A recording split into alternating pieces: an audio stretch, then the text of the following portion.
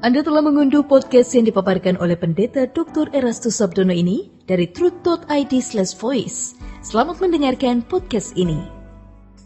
Shalom saudara, kebenaran hari ini berjudul Fokus Hidup yang Dibelokkan. Saudaraku, ciri dari orang yang ada dalam pengaruh kuasa kegelapan, saudara, adalah tidak memiliki fokus hidup kepada langit baru dan bumi yang baru. Mereka tidak mampu menyadari dan tidak mampu menghayati bahwa dunia ini bukan rumahnya.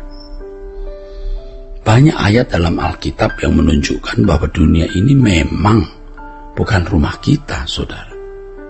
Yesus berkata bahwa kita bukan berasal dari dunia ini, seperti Dia juga bukan berasal dari dunia ini. Itulah sebabnya Yesus berkata, kumpulkanlah harta di surga, bukan di bumi.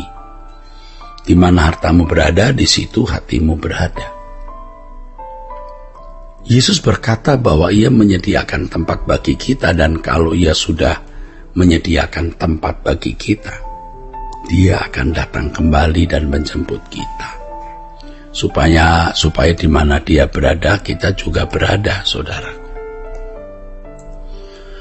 Paulus mengatakan bahwa kewargaan kita ada di surga, bukan di dunia. Itulah sebabnya Paulus juga mengatakan bahwa kita harus memikirkan dan mencari perkara-perkara yang di atas. Petrus berkata bahwa harta kita bukan di bumi, melainkan di surga. Maka ia menasihati agar kita menaruh seluruh pengharapan pada penyataan kedatangan Yesus. Selanjutnya Petrus juga menyatakan bahwa di bumi ini kita hanya menumpang. Semua ini jelas menunjukkan bahwa orientasi berpikir kita harus kepada langit baru dan bumi yang baru.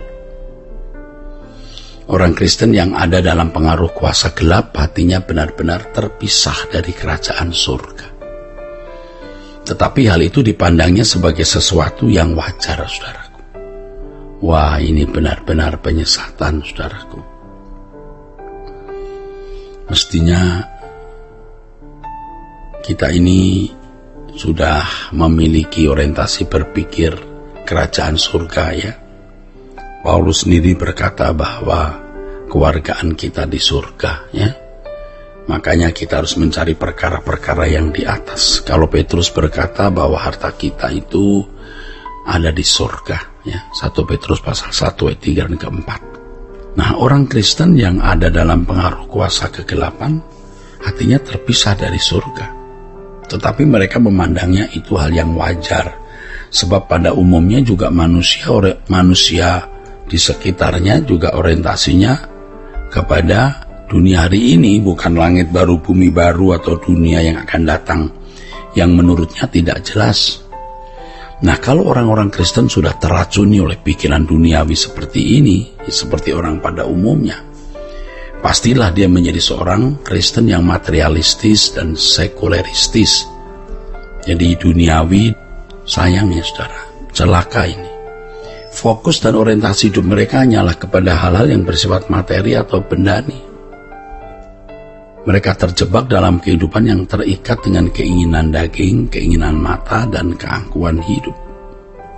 Bagi mereka yang namanya kehidupan ya hanyalah di bumi ini, tidak ada dunia lain.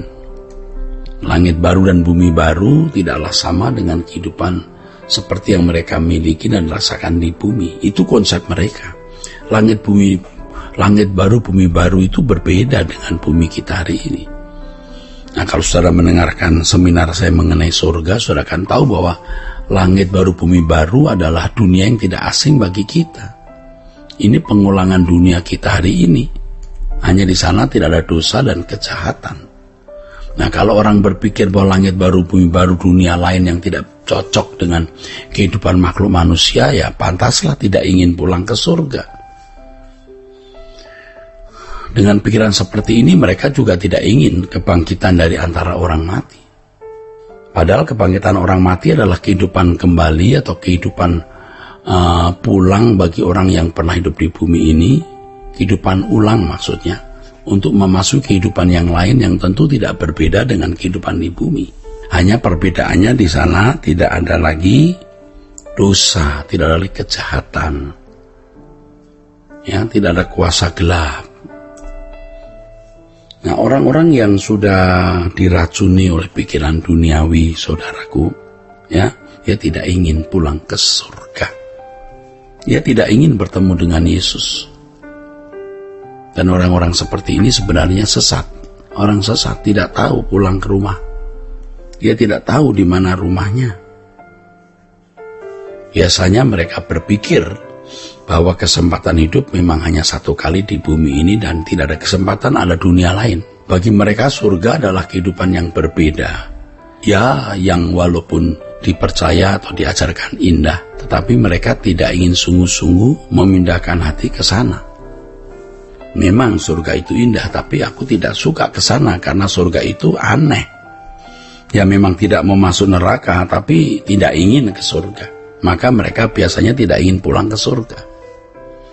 Dengan pikiran duniawi, mereka tidak ingin memiliki kehidupan seperti di surga yang tidak sesuai dengan selera mereka di bumi.